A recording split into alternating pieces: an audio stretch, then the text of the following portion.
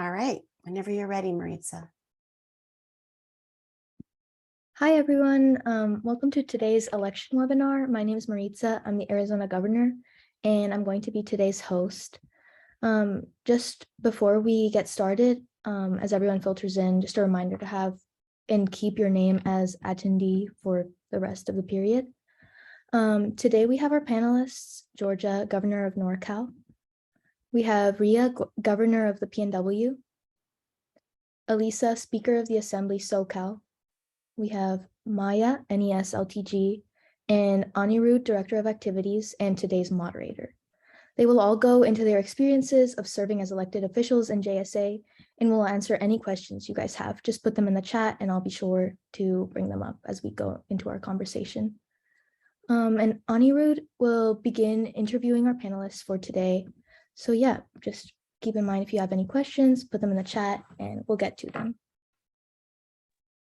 All right, thank you for that intro, Maritza. Hi guys, my name is Ani. I'm the National Director of Activities. And so let's just jump right into the questions. So first of all, just a little introduction. If each of you could give us a description of what exactly your duties entail within your state and what you have jurisdiction/authority over. So we'll start with governors and then go to LTG and then the speaker. So let's start with Ria. Hi, I just want to introduce myself. My name is Ria. I'm the governor of the Pacific Northwest, and my role entails leading the delegates of the Pacific Northwest as well as the Pacific Northwest JSA cabinet. And I work primarily with the pre-con members that help organize and run conventions. I have jurisdiction over pretty much everything in my state because I am the governor. And nationally, I serve on the Council of Governors this year as the Council of Governors Secretary. So I manage organizational things on a national level and represent the Pacific Northwest on a national level as well.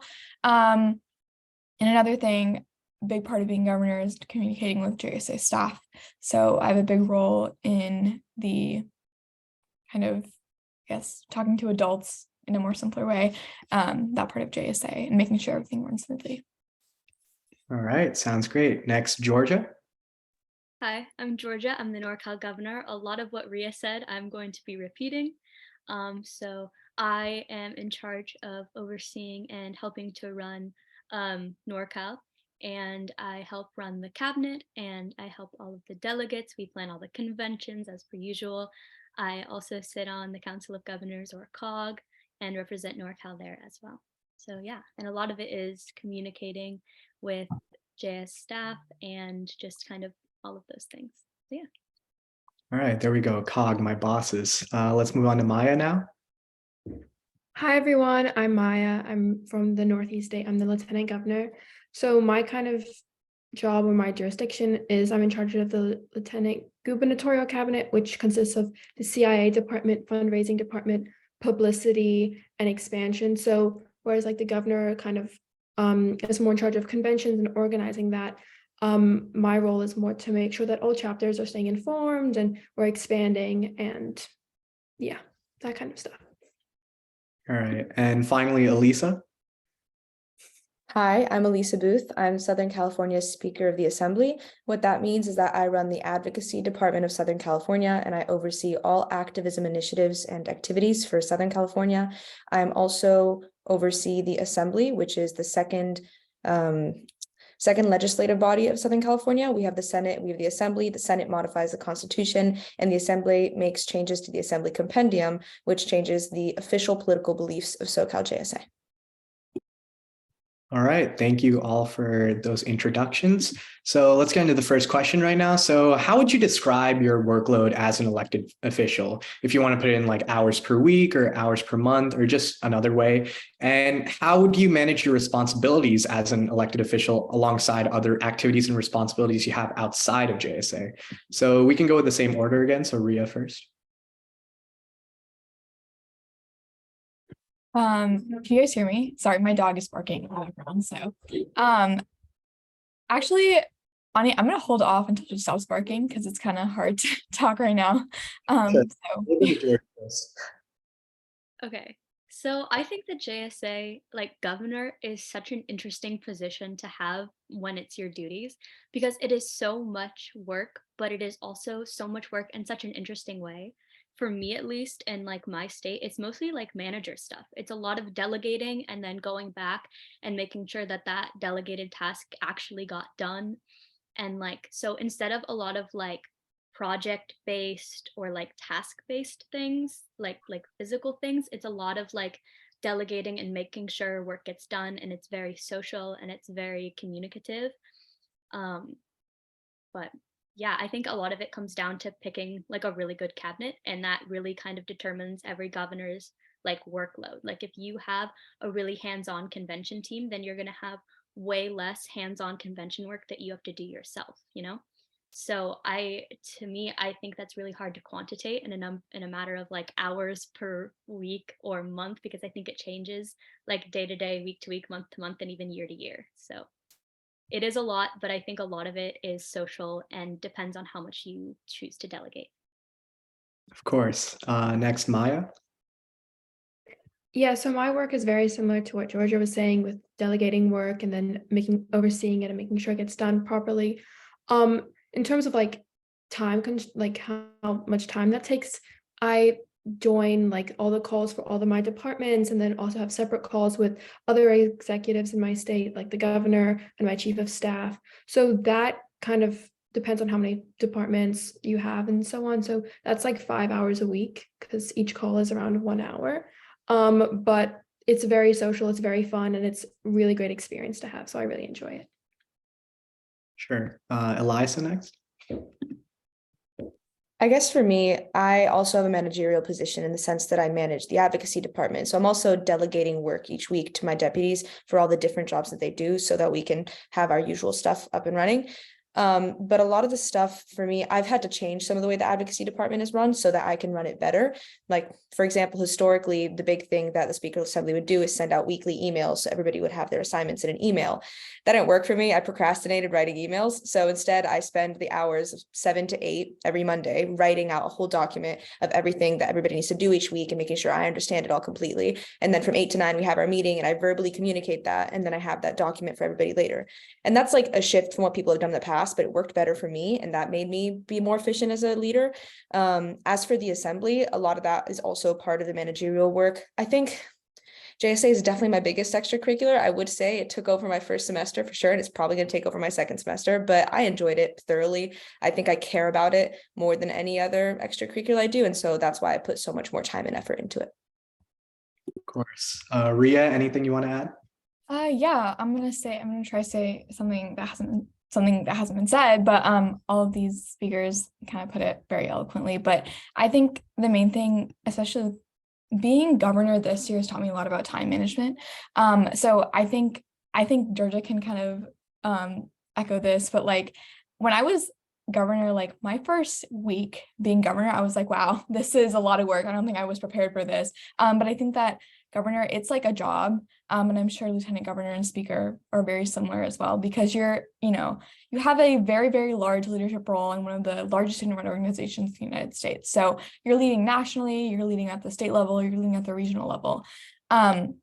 So I think that having like a good pre-con or pre-convention team and a good leadership team on your side is going to make things a lot easier for you, because I've seen administrations in the past have struggled with that. But this year I've really made conscious decisions with my lieutenant governor, with my pre-con choices, and therefore we have a better workload. And so I think also working in partnership with my lieutenant governor is something that I am very, very proud of, because my lieutenant governor and I have a very good working relationship, and we're also friends outside of JSA. It's a really important part of, keeping things social and fun, but also making sure that work gets done. And I view my lieutenant governor as like a partner rather than a position that's below me. And so we work very well together. And so, yeah. All right. These are some great answers so far. So obviously all of you guys have said that you enjoy your positions a lot. So that leads into my next question directly. So what would you say is the best? And I guess also you could also say the worst part of your job as an elected official. So let's start with Maya this time. I think my favorite thing, or like the best thing about this position is just getting to work with all these different people that you wouldn't normally work with. Maybe they live 3 states away. And now you're just all coming together. Everyone who is in JSA holding a cabinet position or being an elected official is obviously passionate about this kind of things. And you get to meet people who are just as driven as you. And it's just really enjoyable to meet everyone. All right. Elisa? I think the worst thing, to start off with bad news first, is not being able to do everything that I wanted to do. I think I was very, very ambitious in my plans during the summer, at the beginning of the year, and I had so many things that I was like 100% sure were going to work. And then I tried making them work and they fell apart, either because of my own fault or just because of logistic things that I wasn't able to handle. It's a lot more time commitment and a lot more planning than you think it is when you have those great ideas. And so not having my ideas that I thought were really good pan out for a semester hurt me, but it's okay. I'll try again second semester. My favorite thing is my deputies. I think my department has blown me away this year. I've really tried really hard to foster a really good working environment, and that's produced some incredible people with an incredible work ethic. So I really enjoy finding pride in what other people are doing and the people that I'm leading. And I feel really proud when we do good work, especially in our political affairs and our assembly. I think when we do really well there, everybody's super proud of themselves, and I really like seeing that.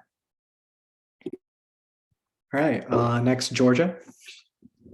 My least favorite and most favorite thing are kind of the same. It's the people. Everyone has, like, JSA will test your patience. Like, it has been one of the most like formative and like learning environments I've ever had. And it will test your patience, but you will also meet some of your best friends. And I think that it's so interesting. Like, everyone is working towards the same goal, but everyone always has wildly different ways of going about it. And that's what makes it frustrating, but that's also what makes you learn. Like, you learn about different leadership styles, you learn about the different way that people think. And so I think that while sometimes that part can be frustrating, it can also be one of the most rewarding parts. Of course. And finally, Ria. Yeah, I'm gonna start with my like least favorite thing first. Like I think that my least favorite thing is definitely, I don't want to say the workload, but like the workload is definitely part of it. You know, you join JSA as a freshman because you're like, oh my God, I love politics and I love like debating with people and arguing with people. And then you like don't really do a lot of debating when you're governor, lieutenant governor, or even speaker, because you're doing a lot of work, right? So definitely the workload and sometimes, you know, things can get frustrating when you're working within a nonprofit or any big organization. You're working with a lot of people that might have different opinions than you. And so like communicating your opinions may be frustrating if your ideas aren't heard. I haven't really had an issue with that, but I know people that have. So that's, you know, kind of important to keep in mind if you're thinking of running. I think my most favorite thing is just seeing like myself, seeing myself grow within JSA and seeing other people grow within JSA. Like, I can guarantee you, I would say like most everyone on this panel, including Maritza and Ani, probably did not know how to give a speech freshman year. And they choked when they like stood up, unless you're like really, really good at speaking. But I did, and I was not a good speaker. I had a lot of social anxiety as well. And now I'm like governor and I like talk to big groups of people and I work with a lot of people and I work with people nationally. So just seeing people grow within JSA and seeing myself grow has been really, really rewarding, because I know I've, you know, experienced things that like not a lot of people my age have experienced, and I've grown a lot because of it. So yeah, very rewarding. All right. That's a great response. Growth is definitely something that we've all seen, I think, in JSA. So obviously, you know, we have a wide range of EOs here, all with their own unique JSA experiences. So as we know, there are no like real prerequisites or anything like that that you need before running for an elected official position. However, since you guys are elected officials now and successfully won your elections, would you say there's any sort of experience, whether it be on cabinet or just in your local chapter, anything like that, that you would say is maybe necessary or at least recommended in order to run an effective campaign and become an effective elected official if you guys win your elections? We can start with Georgia this time. Okay, so I think that the experience that most like helped me prepare for this was being publicity director. Honestly, I think any director position, no matter your state, will do this. Honestly, it wasn't necessarily in a leadership capacity either. I think it was more so recognizing my own faults and shortcomings and being able to learn how to like lean on a deputy for that. And I don't know how it works in other states, but in NorCal, we choose our own chief of staff, and each member of our big three chooses their own chief of staff. And to me, that is one of the most important things about it, is recognizing your shortcomings and where you don't have enough experience and picking someone who can help fill those gaps. So for me, my wonderful chief of staff is excellent at debate and convention planning, and I had a little bit more experience in the other departments and convention. And so we balance each other out really well. And I think that that experience of publicity and learning how to rely on someone else and like recognizing your own shortcomings is what makes, us have that really good balance and be able to lean on each other when we need to. Sure. Next, Elisa.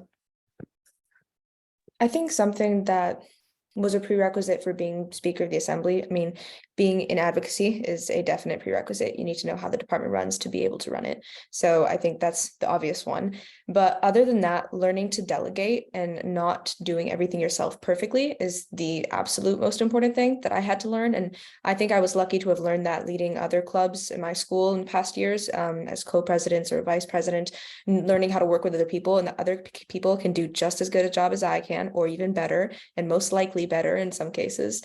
Really respecting my deputies and realizing that they can do an incredible job, and I need to give them the space to do that job rather than micromanaging their work and telling them the exact details of everything, giving them creative liberty. I realized that that's the best way to have innovation in a department, and that's something that I think was really good that I started off the year with that mentality, because it helped make advocacy awesome this year. So yeah. All right, Ria, you can go next. Yeah, sure. So my junior year, so last year, I was the Oregon mayor. And so I ran a successful campaign then, and that taught me a lot about the campaign, like the process, like how to like win an election. And I will be completely transparent, honest here. I did run for governor unopposed, but I think Oregon mayor definitely prepared me for the role. So, I did feel qualified. And I did, garner endorsements from people. So they also thought I was qualified, which is great. And I think that especially, I'm not going to talk a lot about like my experience and how like leadership in JSA helped me be a leader now, because I think that all the past speakers have put that eloquently, but I am going to say something about kindness. And I think that during the campaign season, it can be really, really easy to get caught up in, who's going to vote for me, and like I don't want people to vote for this person, and I want them to see me as a leader. And I think that kindness goes a long way, and I think that you should work in partnership with your opposers, because at the end of the day, you love JSA so much and they also love JSA so much, and they just want to see the organization thrive.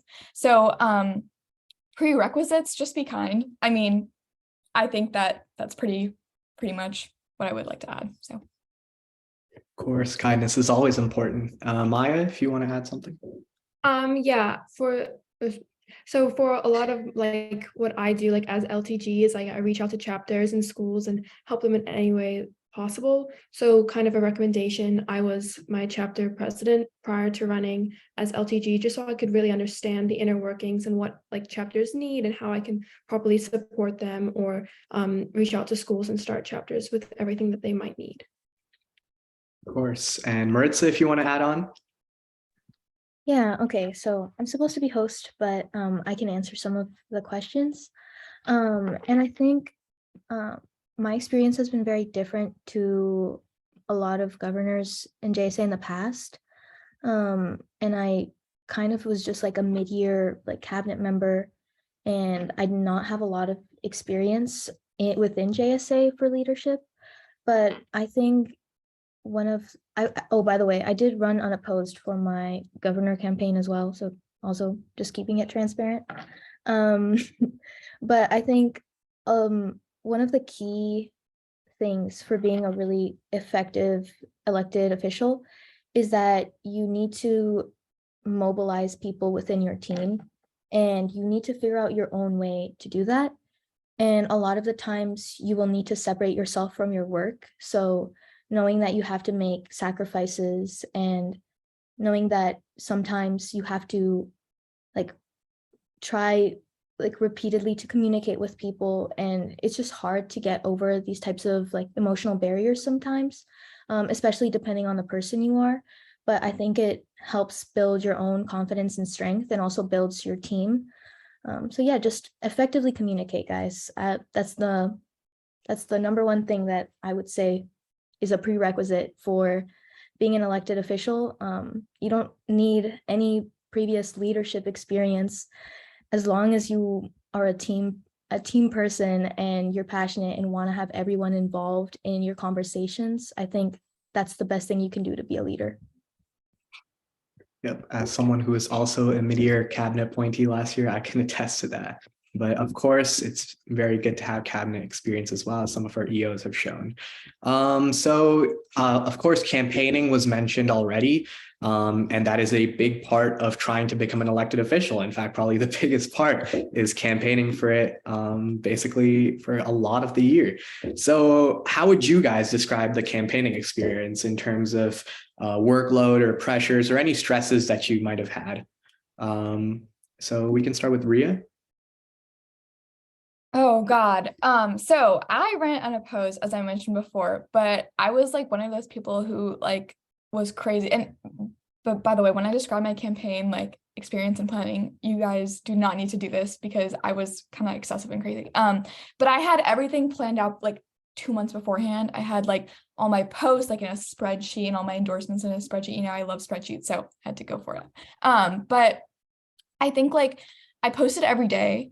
I made like different videos about like my like experience in JSA and like what my plans were. And I was like a little crazy excessive for being unopposed. But I will say that a lot of people told me about my campaign. They said, you know, I'm really happy that you're putting an effort into your campaign, even though you're unopposed, because it shows that you care a lot about what you're doing. And so that was a really rewarding experience. And so I just want to say to everyone, whatever campaign like you choose to run, whatever position you choose to run for, just make sure that you run a clean campaign and make sure that people see that you're putting in a lot of effort into what you do. And trust me, you're like your work will be rewarded. So I think like those are the two main things I would like to hit, but don't go crazy, don't go overboard, because I was very burnt out as a second semester junior.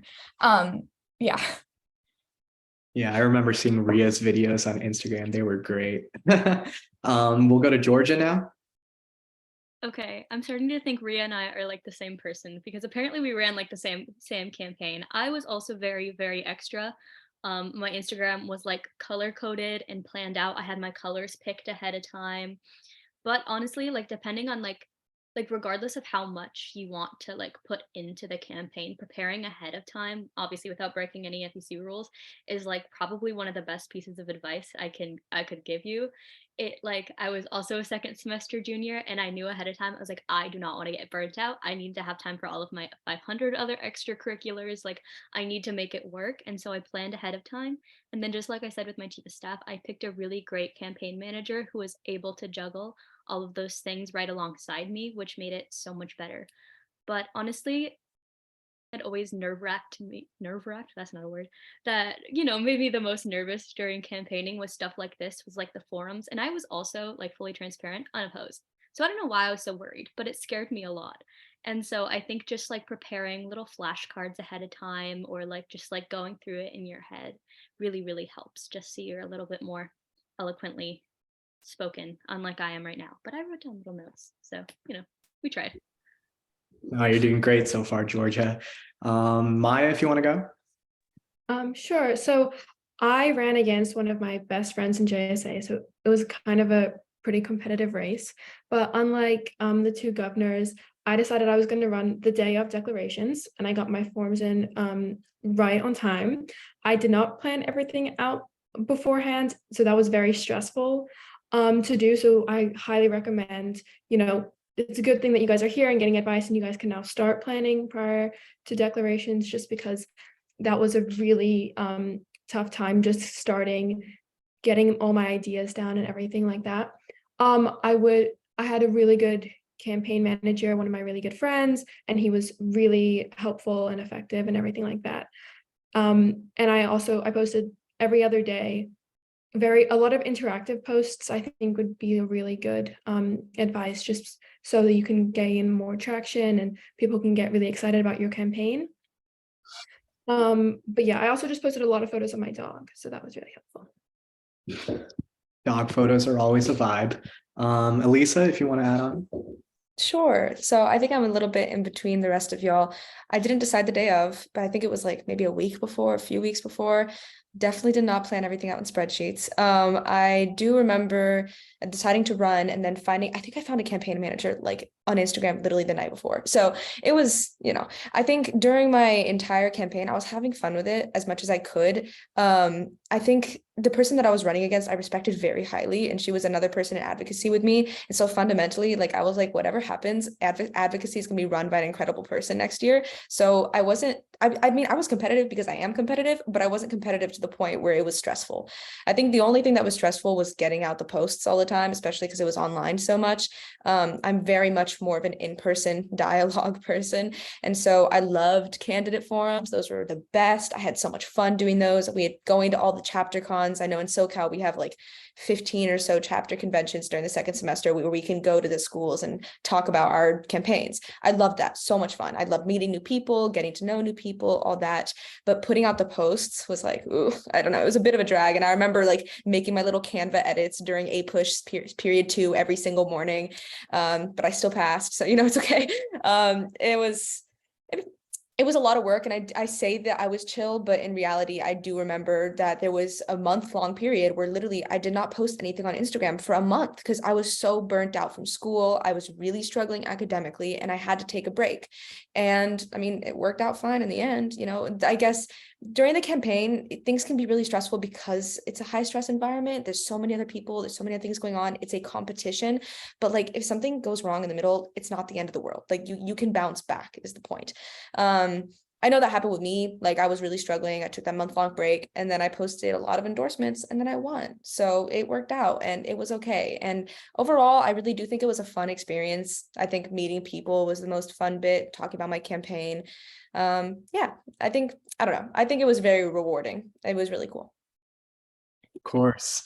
So obviously, people are very important in JSA. I think it was already mentioned that one of our panelists had run against one of their best friends in JSA. And, me personally in the MAS, my home state, I know I've made many friends, especially people who like run against each other. So as elected officials, both in terms of like campaigning or running against someone, or even when you become an elected official and you're the boss of them, how is it like to like interact with people who you would normally consider your friends or your peers in JSA? How is it like both to run against them and to later become the leader or boss of them when you eventually win your election? So we'll start with Ria. Thank you for the question. I do find it a little bit funny though, because I have a lot of stories about this. But I think you gotta separate like somebody, like a panelist said beforehand, you have to separate like yourself, your friendships and work.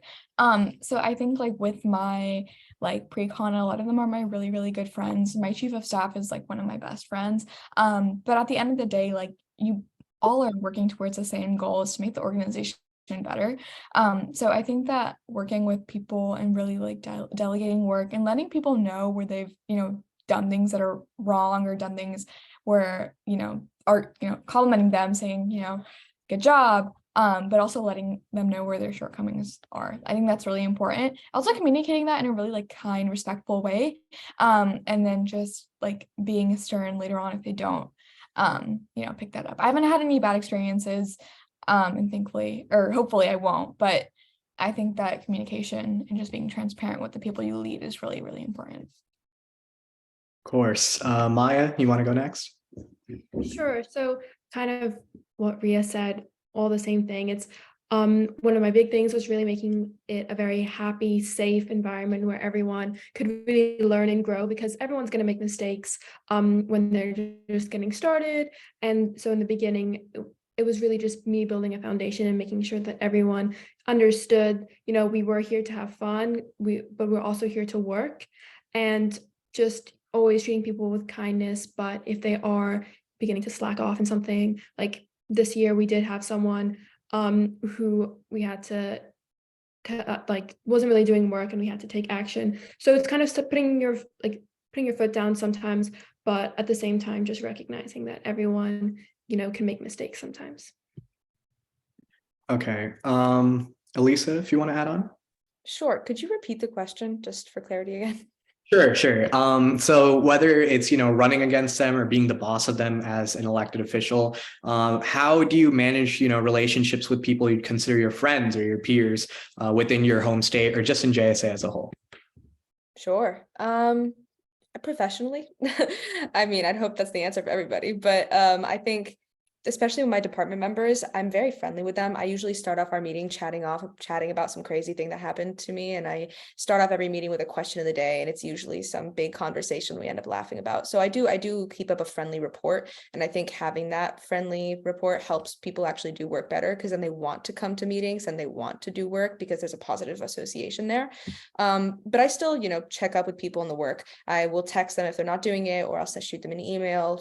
I have everybody's numbers. We have a group chat on text instead of Messenger, so it feels a little more casual, but it's still, I mean, I haven't had to reprimand anybody or haven't had to really intervene in any way, in any negative way. There is somebody in my department who ended up leaving during the first semester, but I was just like, okay, bye, thanks for being with us.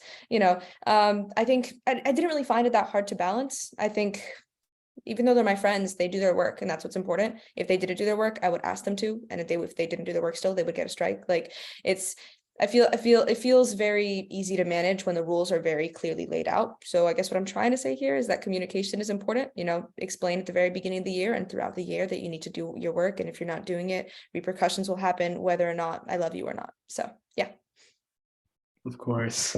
Georgia, if you want to add anything.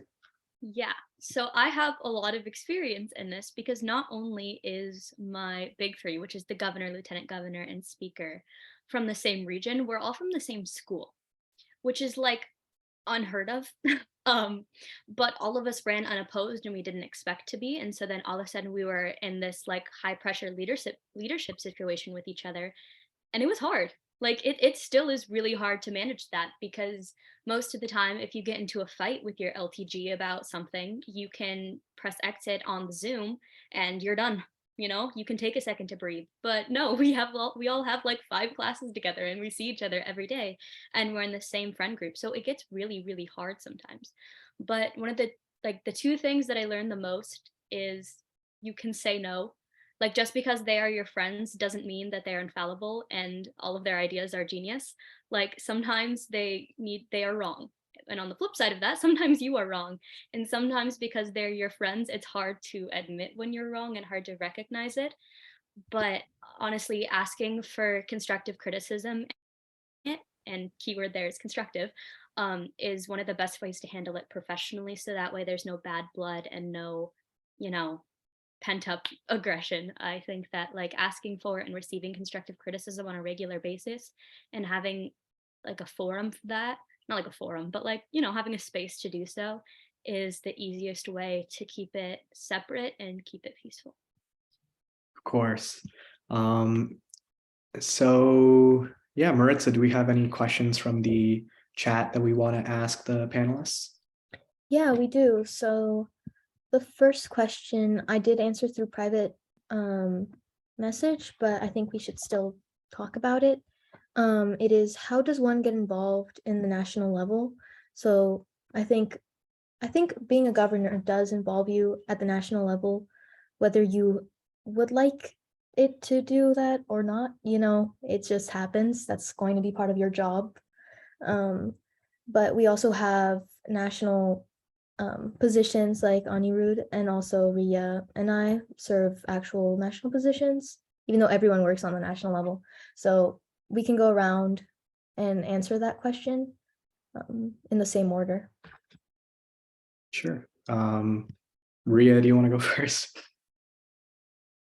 Yeah, of course. So I think the main reason why I ran for Gov was because I've been really, really passionate about JSA, and I think I wanted to elevate that to a national level. I think that the national aspect is what has attracted a lot of governor candidates and governors over the past years. And I think that for me personally, like I had really, really good experiences with other JSA delegates across the nation because of that virtual year that we had.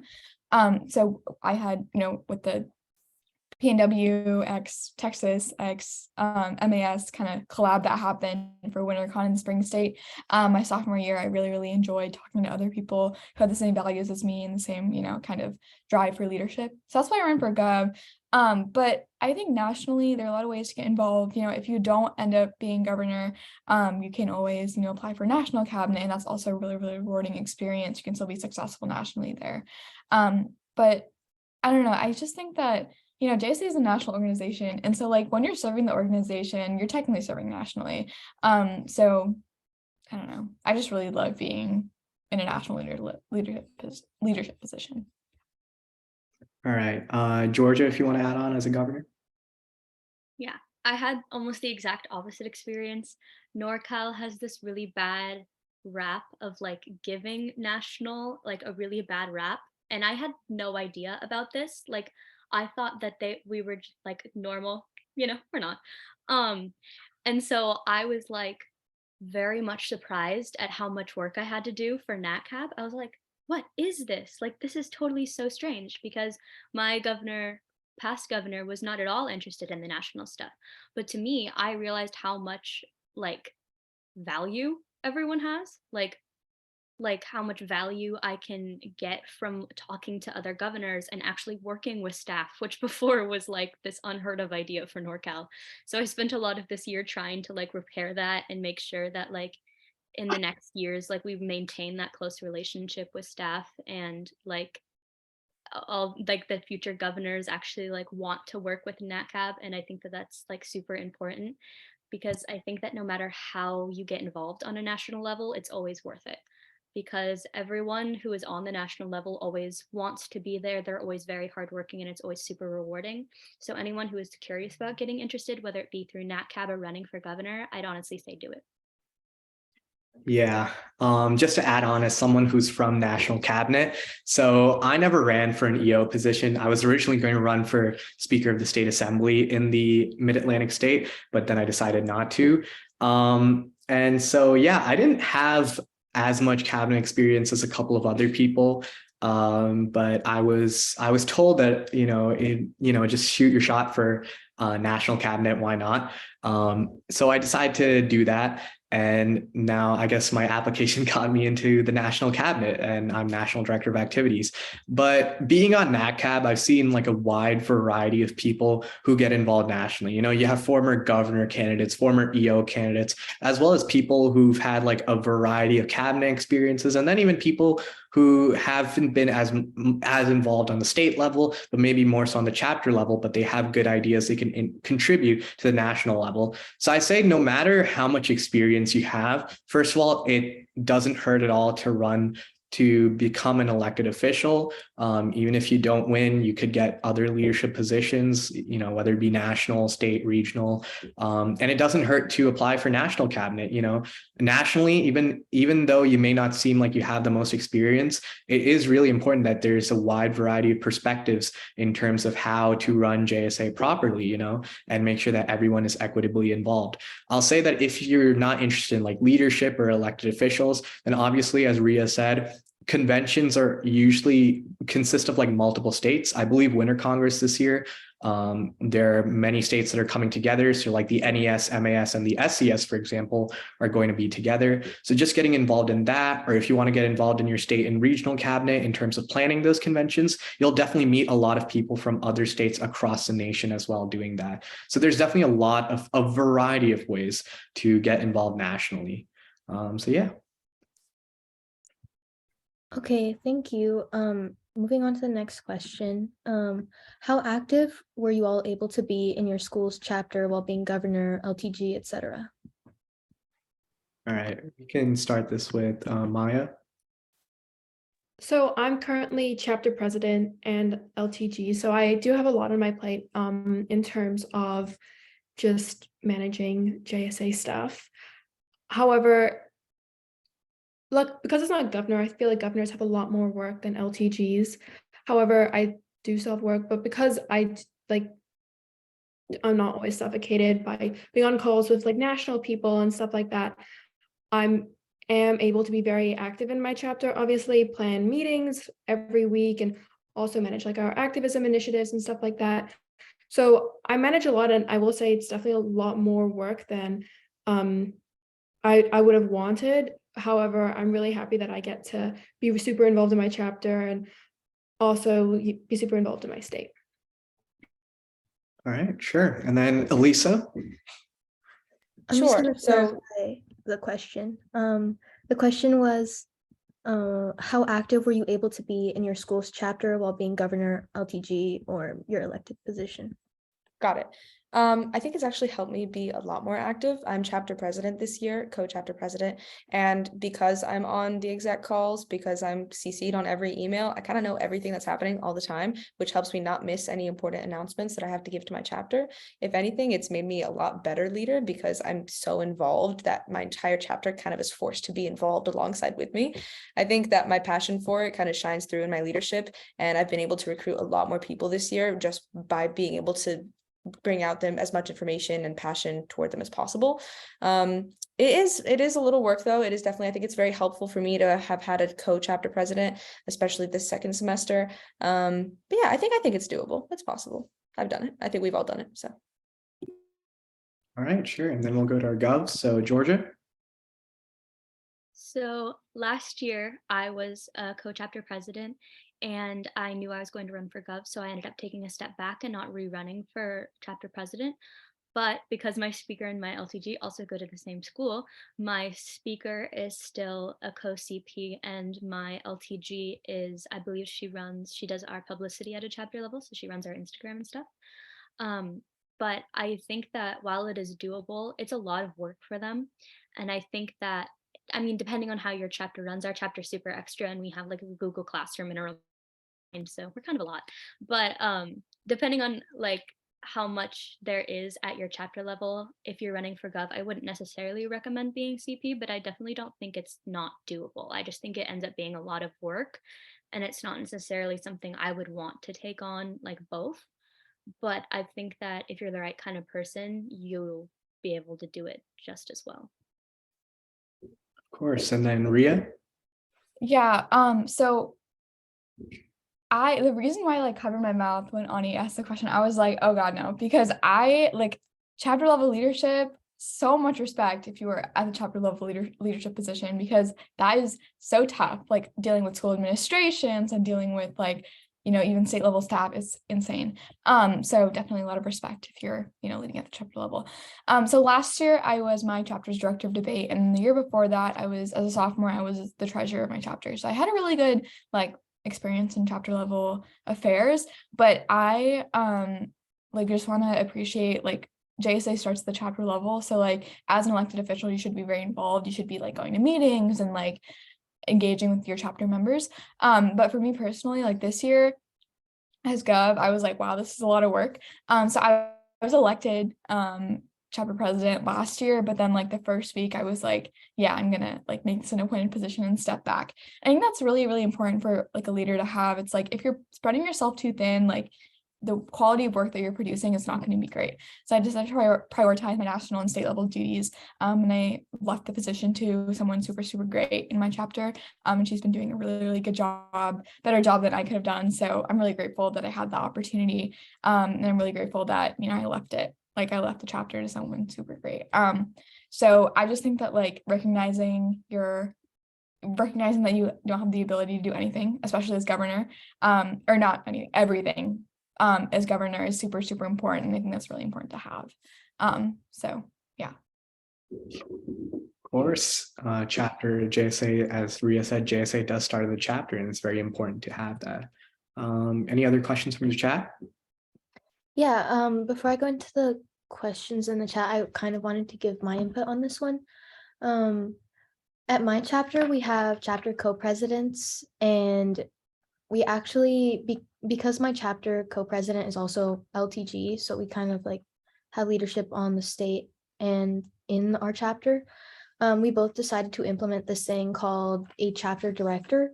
So it's kind of an apprentice position that this person that was elected to be chapter director kind of works with both of us.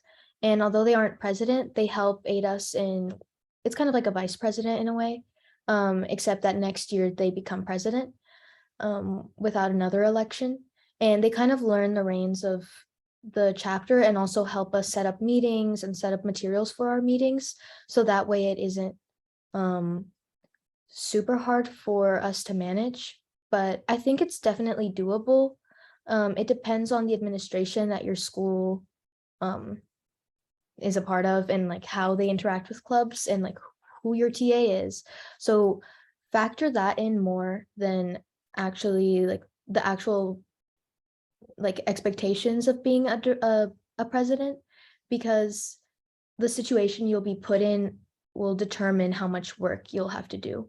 So some of us like in this panel are like, oh yeah, we had a lot of work at the chapter level, so we decided not to do it.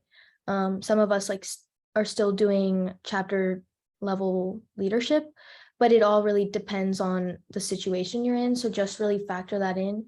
And also, I'm assuming that a lot of us do other things outside of JSA that may take a lot of time, and you might want to give yourself space to do other opportunities as well while you're an elected official.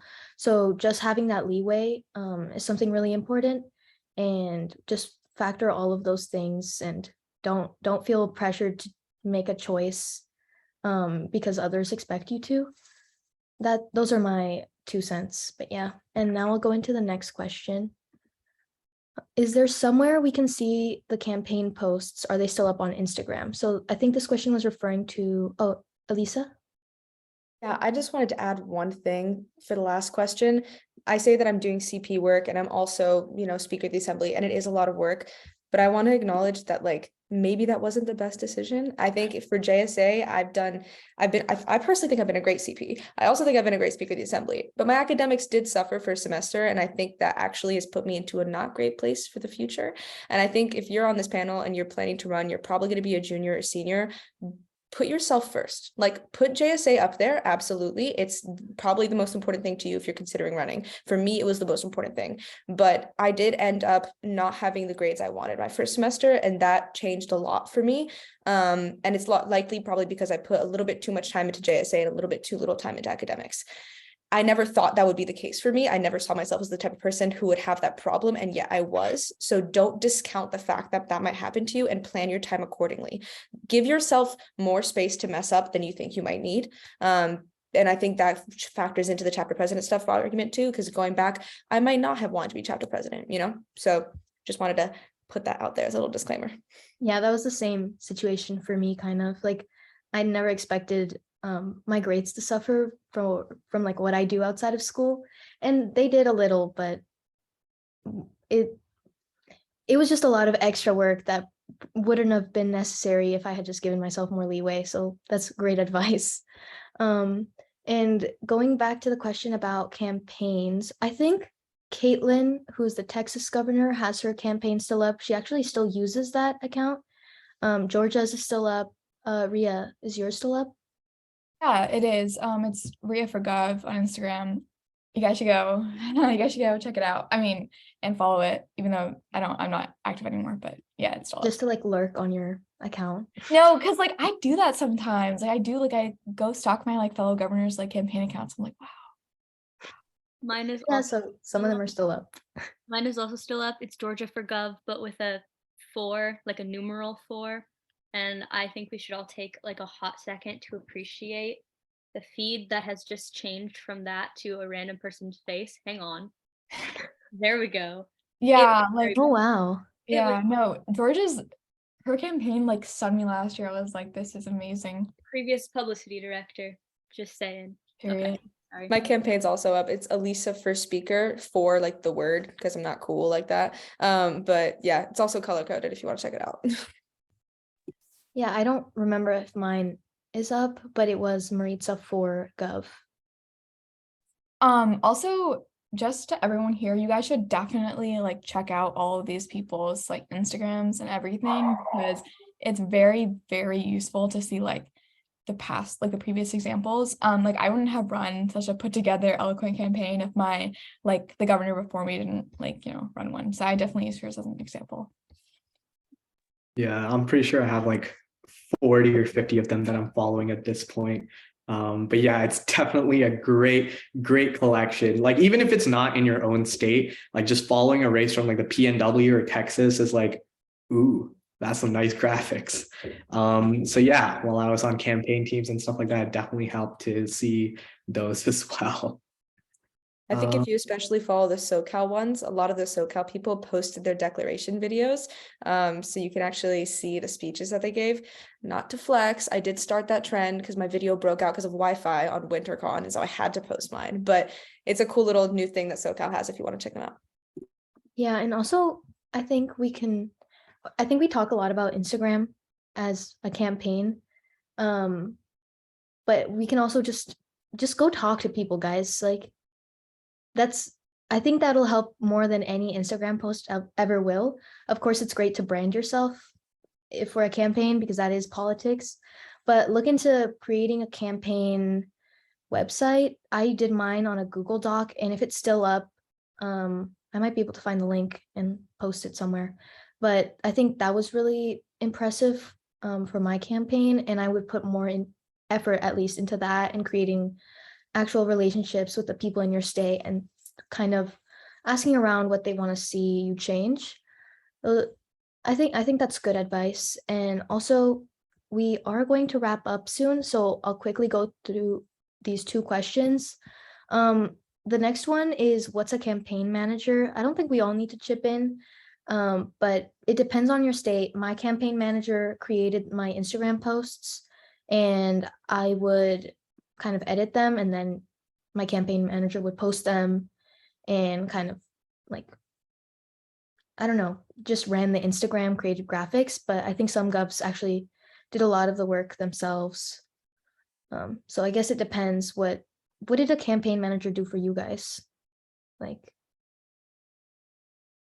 For me personally, it was very similar. I think I mainly asked them for strategy stuff, like which chapter con should I go to if I can't go to all of them, or stuff like, I don't know, who do you know, who should I reach out to, who are the important people? Because for me, I was just in my little advocacy corner, so I didn't really know that many people in JSA, but my campaign managers did, and so I was like, who should I be reaching out to really talk to about how I want to do things differently? Also making Instagram posts.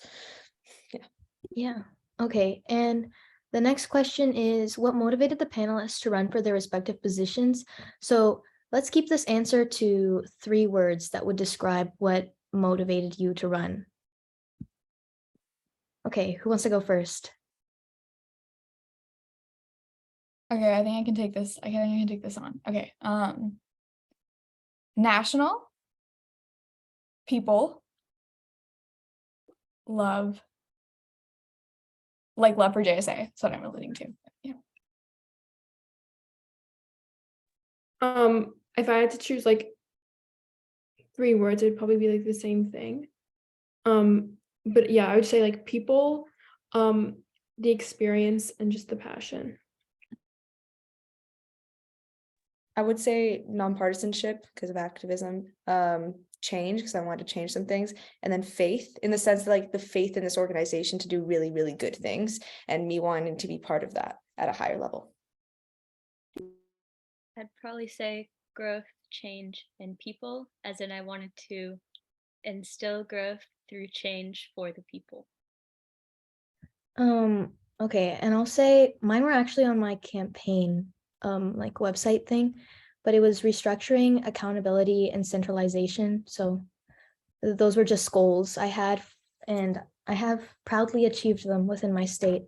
But yeah, make your goals and why you're running, put it out there, put it on your campaign, and make it heard, because that will make you different and stand out and show that you're passionate. Okay, those are all the questions. I would just like to wrap up. First, I'll look in the chat to make sure we don't have any more questions. Yeah, okay, so we don't have any more questions in the chat. I would just like to thank all the panelists for being here for, I think, an hour and 10 minutes or something around that, for all of your questions and sparking all of these unique conversations and really helping all of the attendees out there. I cannot say that word for the life of me. Anyway, thank you so much for your time, guys. And I would also like to thank Anirudh for being our moderator, and Andy, who is running this thing and all the tech. Thank you for being here. All right, without further ado, I think we can close. Yes.